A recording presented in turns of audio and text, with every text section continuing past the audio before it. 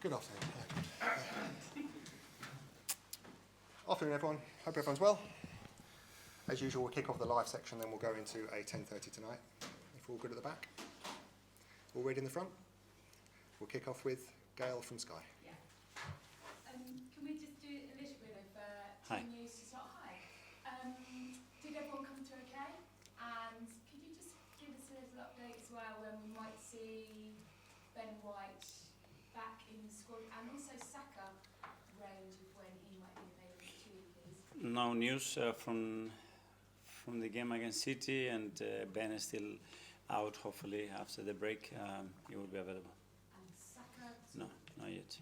No, I know not yet, but you sort of said sort of mid-March maybe? I don't know. When we sat here on Friday, you talked about these big games meaning more than just the points, the boost, the emotion, the sense of momentum. As you kind of arrived at training ahead of this game, how different is the feeling around the place, and how much can you tap into that with what you've got ahead tomorrow night? Next stop is a final in Wembley, so we know how big that is, and you can feel it. You can feel it straight away. The boost that the game gave us, winning against City, the manner that we did it, and the fact that it's a game that is the closest competition we are into a final, so we're going to give it a real go. As you're very well aware, the window was shut last night, and without bringing the reinforcements that you said you'd have hoped or liked to have brought in. Were you close? And the work that you've done over the last few weeks, how much will that help going into the summer of knowing exactly who you want in terms of reinforcements, particularly in the striker position? We had a clear intention, which is always there is a window open to explore the opportunities to improve our squad with players that can impact it.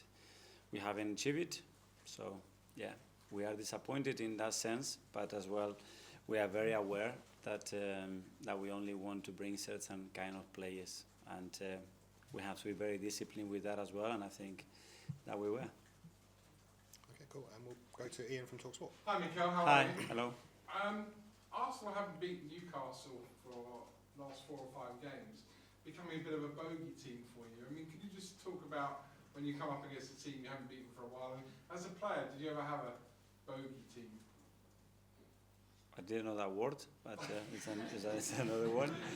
They are a very difficult team to play against. They've been different games. We beat them at home last year in a good way. Obviously, this season has been different with 2 very different games as well, I think. So, yeah, another opportunity ahead of us, a big one that can take us to Wembley. So, really looking forward to it. Did you ever have a team as a player you could never beat, or you had trouble beating? Barcelona, never beat them. That was one. Everybody had trouble with Barcelona. Arsenal haven't won the League Cup. I was amazed by this. Arsenal haven't won the League Cup since 1993. They've only ever won it twice. Does that amaze you that this trophy, Arsenal, have got a great record in? Yes, because with other cups, domestic cup, we have an unbelievable record. So, yeah, historically it's been difficult and tough. So, good opportunity again to make history. And idiots like me sat here in January telling you need a striker, but you score 5 against City, you've won your last 4 games, scoring 11 goals in the process. So you must be confident that you can go to Newcastle and score the number of goals you need. Yeah, there are 2 separate things. One, obviously, I think we talk very openly from my side, a club perspective, about the intention to improve the squad if we have the capacity to do it, and then most importantly to keep improving the team, to keep improving the individuals within the team, because it's the ones that we have and we love, and that's it. And from now there's no discussion about it, and we focus in the things that we have continued to do even though the window was open. And last one from me, the players get nervous in the semi-final. Does the manager get nervous in the semi-final? I don't know if that's the word, excited for sure, willing, hungry, enthusiastic, because we are very close to play a final, and hopefully we can achieve it tomorrow. Thanks, Ian. Because Harry from BBC. Yeah, there's been lots of talk about strikers, but obviously when you've got players contributing goals from all over the pitch, that really, really does help. Miles Lewis-Skelly was great at the weekend, not just in his goal, not just in the celebration, but overall. Could you just expand a little bit on how his rise has kind of gone down in the dressing room? Because William Saliba told us after the game that he's not surprised anymore by how well Yeah. Well, probably the players are the best to express how they feel about them. In this particular case with Mans, because they are sitting next to each other, they share the pitch, which is the most important thing. I always said, is how they feel about these young players when they come in. Do they trust them? Do you feel they feel that they are as strong or stronger with them? And that's the feeling that I get. That's why as well we give them the opportunity, because for me they are ready in our eyes, but in the team's feeling as well, they feel that really can be better with them. I guess it's a similar story for Ethan Nwaneri as well. Mm. As a manager, do you feel kind of personally responsible for their development and making sure that that pathway is there for them? And then does that come into your thinking when you do go into the transfer market? Very much, but with every player, regardless the age. Obviously, the age has a different component, especially when they are not even 18 years old, and we have other cases as well in the team when as parents, I imagine that they rely on us in educating them and in transmitting the right values to them, in looking after them, protect them emotionally, especially, and physically. And it's a lot of responsibility, but thankfully we share it with quite a lot of people, and I think they are in good hands. Tom for Blonder. Hi. After the first leg, you said it was only half time, and there's been a big gap. It's been a very long half time since that last game, and a lot has happened since then as well, including this huge win at the weekend. Does a win of such size give those players extra confidence that you can turn around the deficit that you have to?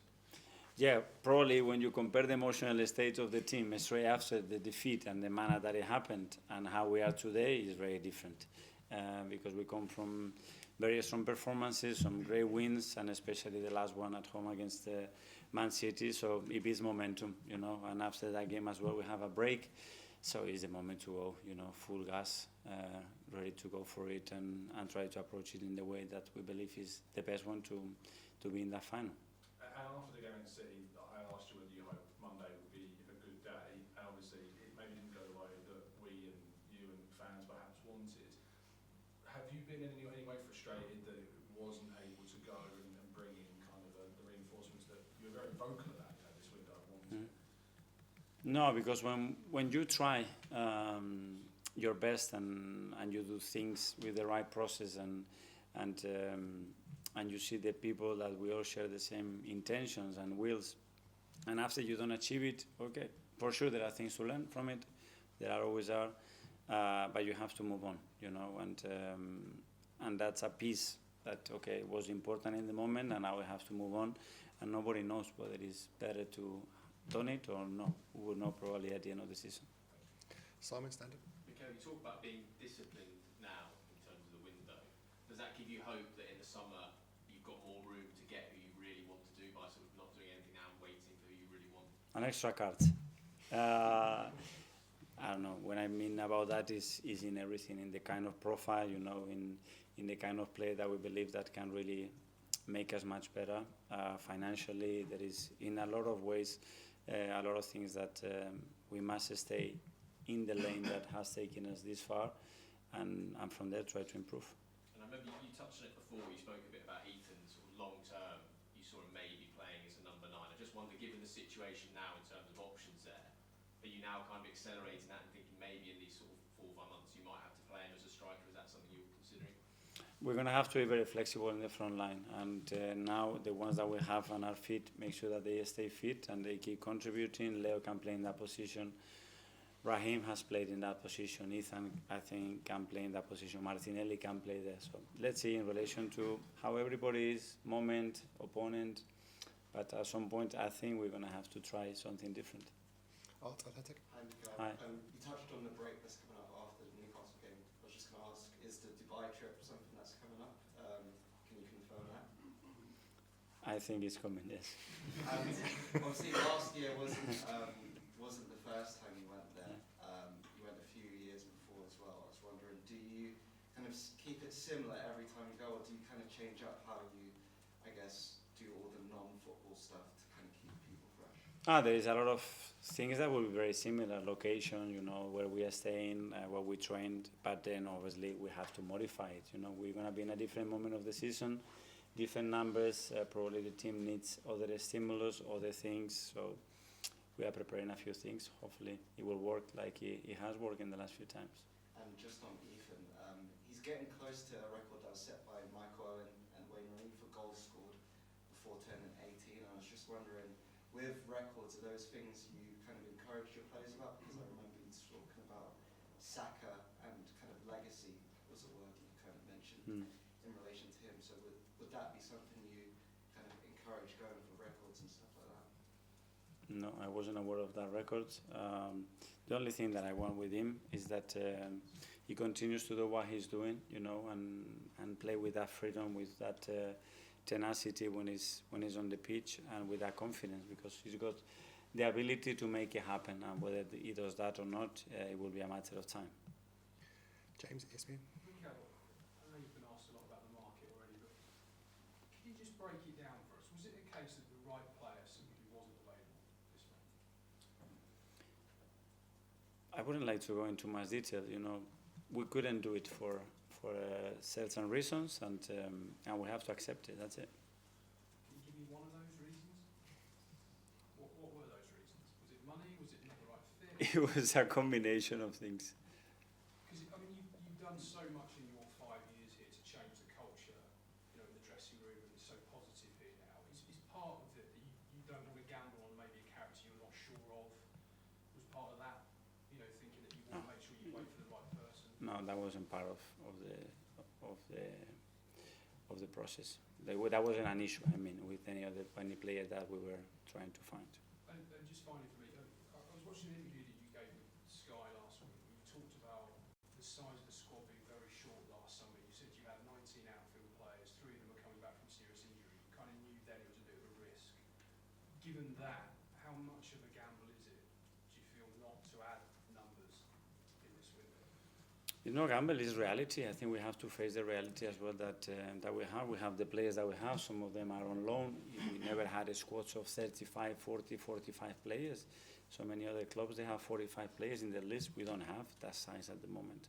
It's our reality. We have to do so much in the last few years that where we are. So we're going to have to evolve there as well and have more players from the academy, and the ones that are here to be fitter longer. That's a job that is permanent, and it keeps evolving, and we need to be on our toes. Okay, finally, the live section, we'll go to Phil at the back from PA. Just sort of follow on from that theme, you slightly worried at all that you don't have enough numbers for, to compete for the Premier League and to compete in Europe? No, now I focus on the numbers that we have, how to maximize them, how to make the best out of them, and listen, with all the problems that we already had, we are in February, and I think it's remarkable what the team has done, so I have full faith in them. And obviously Kai's had his critics, but now people know that he's the main man going into the second half of the season. Do you think he'll thrive on that he's sort of your solo forward? Well, I think Kai has played so many games, and it's been so important when other players, some big players as well, were available, you know. So it's not because a player is not coming in his position that's going to be more important. From my opinion, there's nothing to do with that. Okay, that finishes the live section. We'll now go to 10:30 tonight. Kick off.